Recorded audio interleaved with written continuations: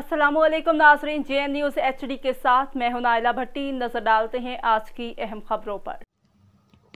खबर शामिल करते हैं ब्यूरो चीफ बलूचिस्तान उम्मीद अली गजकी से। गडानी म्यूनसिपल कमेटी के TMO करप्शन का बेताज बादशाह फोटो सेशन तक महदूद है।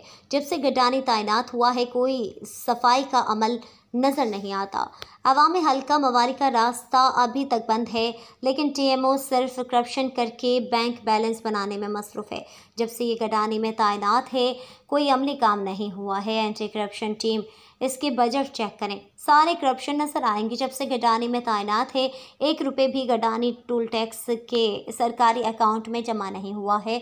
रोज़ाना सैकड़ों गाड़ियां शिप ब्रेकर से निकलकर टोल टैक्स जमा करते हैं, लेकिन इनके पैसे TMO के ज़ाती अकाउंट में जमा होते हैं।